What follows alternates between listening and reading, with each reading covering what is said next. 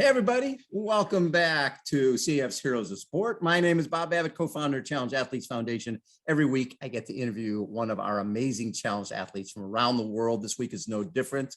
Our guest, JP Veaudry, is one of the premier adaptive surfers on the planet, joins us from his palatial estate in South Africa. How you doing, JP?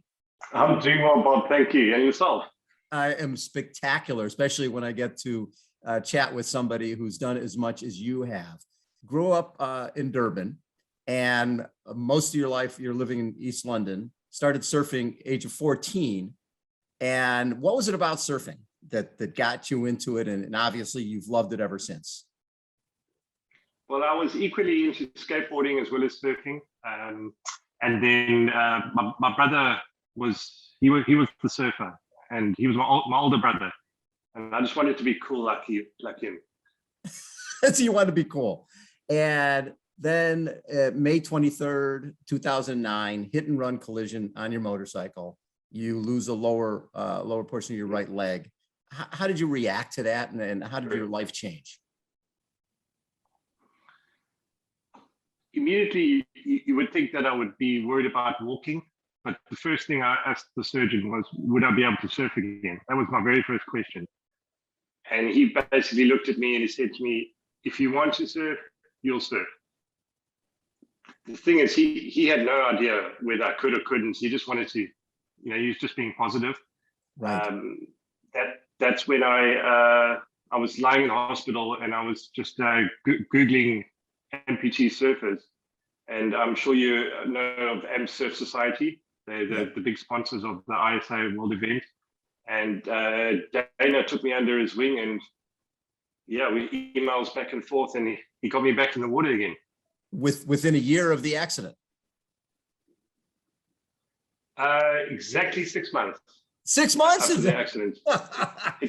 Now, when you think about carbon fiber and salt water, you think the problem is going to be just having a prosthetic leg that's not going to break down being submerged in salt water. How hard was it to find the right leg to surf with? Yeah, prosthetics and salt water, it's a big no-no.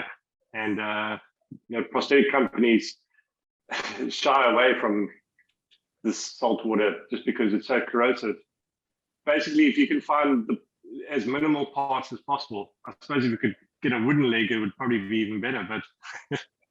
But if you between Ossa and Dana, we got the right parts together. Believe it or not, it's the more minimal you go, the better it is. The more parts that can go wrong, that's a recipe for disaster. So when you paddled out that first day back with your prosthetic leg, how long did it take you before you were able to get up and actually surf again? Funny story that I actually put a lot of pressure on myself. My family said, "Why do you want to do this?" And I said, "No, I have to." And I got all of my friends. I got the news crew. I got the surfing magazines.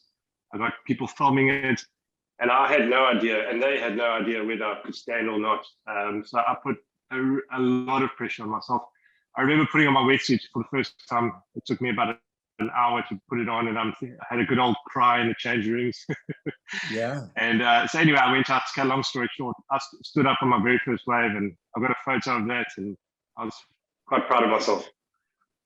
So 2010, you're invited to enter the adaptive division of WSA West Coast Championships, and how'd you do? I won. Yeah. Of course you did. That was thanks to Dana. I don't know how much you want to hear about the history, but what happened was I was surfing, but I just had a very standard surf leg. Prosthetics, as you know, are quite expensive. So the guy making my leg at the time, he didn't want to experiment too much. So he said, "I'm going to give you a leg that you can walk on, and it can get wet."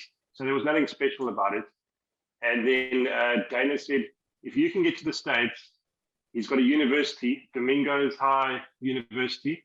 They want to make you a leg. And while you're there, you can surf the competition. and also while you're there, you can join one of their clinics. And I thought this was absolutely phenomenal. I mean, these guys were asking to make me a leg, and we spent 2 weeks at Long Beach Hospital. It's the one for the vets. Yep. And yeah, I mean, the guys, you had a bunch of students, and they'd said free reign to the hospital, and we spent 2 weeks deciding what I want out of a surfing leg. And they'd made legs for ice hockey players, but never actually for a surfer. So I mean, they were asking me questions like, "What do you want out of a surf leg?" And I go, "I don't know." And they're saying, "Well, how do you stand?" And this and that. And we came up with this design that I'm still using to this very day. It's the exact same design. Wow. So I mean, I put it up. Yeah. I put it on. I surfed the events at the West Coast Championships, and we surfed down there by churches, just off Lower Trestles. And yeah, it must have worked really well. I won, and I realized that I was on the right track. What was the difference between the new leg and what you've been using in terms of just in terms of being in the wave? Oh, it's a secret. No. I like it. Trade secrets. Good job. I'm not like that at all. I'm happy to share my knowledge. I mean, the thing is, what works for me might not work for the next amputee, but I mean, there are certain aspects which I think could help the next person. One of the things here was my back leg, and I don't know how much you know about surfing, Bob. I know you come to watch the events every year. Yep. But with your back leg, you got to get it really low to your board. That's your accelerator, so to speak.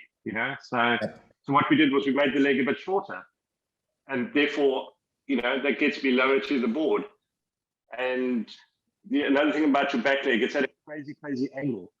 So I made the leg at a crazy angle, so that when I'm standing up, I'm in the correct position.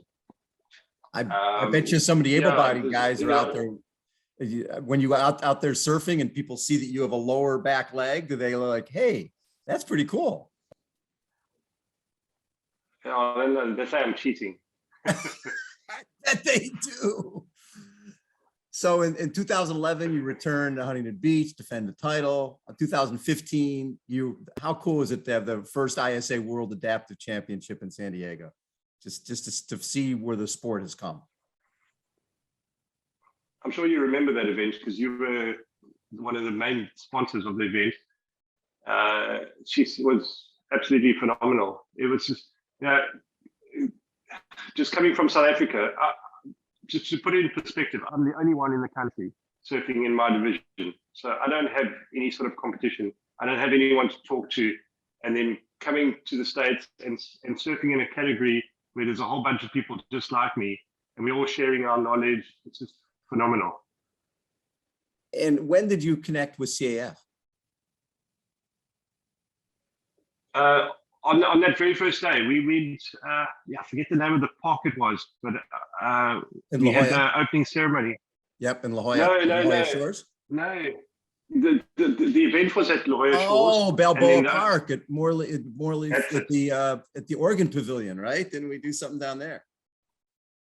Correct, yes. And I've got a picture of me because what happened was you guys gave me a bunch of money to get over there for the event, and I promised you guys that if I got any more money over and above that, I would give it back to you guys. And I've got a picture of me holding a check, giving it to Jeff. Maybe you can insert it in there, and I'll send it to you.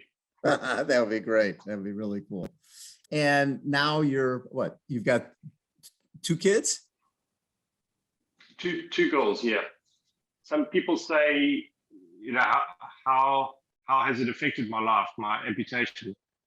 And in a very, very strange way, it's actually improved my life. I'm not saying it works. It's the same for everyone. But since I lost my leg, it's sort of pushed me. Whereas I was happy being quite average. I was never a very good surfer. I didn't even make my regional team. But now I'm on a mission. I want to win. I want to do certain things. I got married. I got 2 kids. want to be world champion. So the fact that you're one of the top adaptive surfers in the world, and that do you create a lot of media in South Africa, or that people lump you in with some of the top endurance athletes and the top world-class athletes who represent South Africa? Well, I'm an ambassador for OSA. I know you guys work closely with OSA, so Yes. They are great. But not only is surfing not really considered a sport in South Africa. No, I'm joking a little bit. I mean, it is a sport, but it's not very recognized as in the States or in Australia. So surfing is not very big in this country. And then on top of that, I'm in a very, very small town called East London. So yeah, I don't get a lot of publicity, believe it or not. I get a lot more publicity when I get over there. I like it. Now we had the surfing in the Olympics for the first time in 2020. And obviously the goal is to get surfing into the Paralympics as soon as possible. And I think there's a good shot for potentially for 2028 in LA, since I think LA can choose a sport and surfing certainly fits. Is that something that interests you? Because it's now 2022. It's not that far away. Yeah, I'm getting old, but yeah, I'd very much like to do the Olympics. I really would. I had a long chat with Fernando, and he's on a mission. I mean, that's something he really wants to do, and I'd love to be a part of that. It's funny enough that I don't know if you watched the surfing in the Olympics, but we had two surfers, Bianca Baitendorf and her coach Greg Emsley is actually from East London, so it was quite nice for our little town to get on the map. So when you look at all of your surfing over the years, what's the best wave you've ever ridden? Best ride?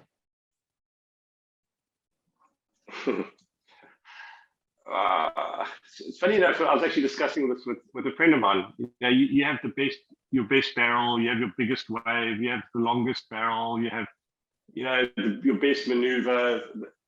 I just remember this one day at my local beach, Naroon Beach. It was just something happened with the banks, and there was lots and lots of people out there, and there was a photographer, and everyone was trying to get the best shots. And it was so crazy that I actually just paddled away from everyone, and I paddled right up to the top of the point. I wasn't even interested in the shot. I just wanted to get a wave.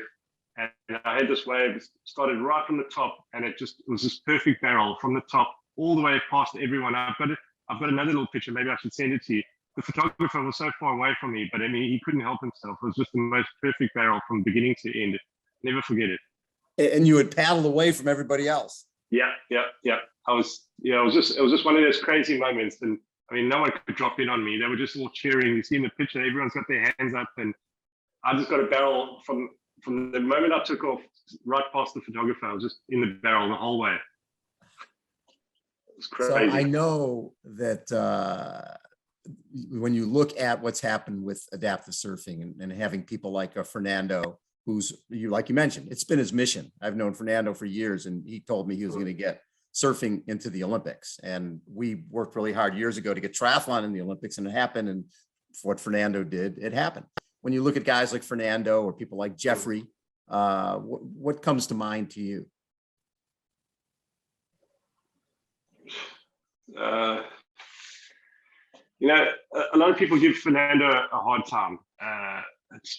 Disabled people like to complain a lot. I don't know if they have a right to, but we do, and we complain a lot, and people are complaining about the categories in surfing because there are just so many different types of disabilities.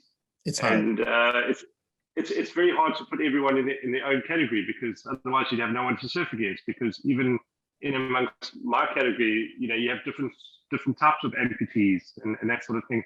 So I feel sorry for Fernando, because he gets a lot of flack, but he's not backing down, and he's just like I said, on a mission to get it into the Olympics, which is absolutely fantastic. And I had a long chat with him. It just so happens I was having an interview with Fox News at some ridiculous hours, like 5 o'clock in the morning. So there was no one at the beach. except Fernando. He was the only person there. I mean, like, he didn't have to be. He was just there just because it was, his event. And we chatted for about an hour, and I just realized how phenomenal he is. I mean, like he said, he's the only one doing this. He's the only one pushing, and I've got a lot of respect for him. I do. And Jeffrey, you met when? And when relationship with Jeffrey goes back how far? From the very first event. It just so happens that the people I stay with when I come over there are very good friends with Jeffrey, also South Africans. It's Sean Thompson's sister, Tracy and John Smaller. And they're very, very good friends with Jeff. And so, yeah, Jeff will remember I helped bring a bicycle upstairs in his house. It was very heavy, Jeff. So if you're going to have your perfect surf day, you're gonna go out to the beach and have your perfect surf day. What is that? What type of waves you're looking for? What type of weather you're looking for? I'm sorry to say it's not in the States. That's okay. I've been there. I've been there 7 times, and I have not seen a wave that I'm really stoked about, unfortunately. But yeah, a wave. I like a wave that's sort of my height. I'm not one of these big wave riders that I don't have a death wish, and I'm a big guy. I'm about 94 kgs, so I'm quite heavy, quite a big 6'3", and so the wave has to be at least my height to be enjoyable, and yeah, it has to have that sort of power. And where I come from, it's quite a powerful wave. And I don't know if you know, surfing is quite a selfish sport. So yep. we like to find waves where the crowds are not. Exactly. We don't like people. That's terrible. Except I know that you want that next generation to be following in your footsteps and understand that surfing is something that's available for anybody, no matter what their challenge. How important is that to you to pay it forward and get that next generation involved with surfing? Well, I think I was at a main advantage when it comes to rehabilitation, because I really believe that the power of the ocean, it's incredibly powerful. I mean, I don't want to get all scientific on you, but I mean, you can Google the positive ions of water moving around you. And so, like, I already had the help from the ocean. And I strongly believe that's what's given me such a positive mindset, is the fact that I surf. And adaptive surfing, parasurfing, whatever you want to call it, is really therapeutic for anyone. When I came over to the States for the very first time, and Dana put me in the water with some war veterans who had been hit by shrapnel, and this guy would just pass out every now and again, and you should have seen the excitement when he caught a wave. It's just incredible. And from very young kids to old people, the excitement is phenomenal. Love it. Hey, JP, thank you so much for taking time, and thank you for being part of our CAF family and representing us so well in South Africa. Thank you for letting me. JP Veaudry has been our guest, everybody. This is CAF Heroes of Sport. Thanks for tuning in, and we will catch you next time. See ya. Thanks, Bob. Cheers. Bye, JP. Bye.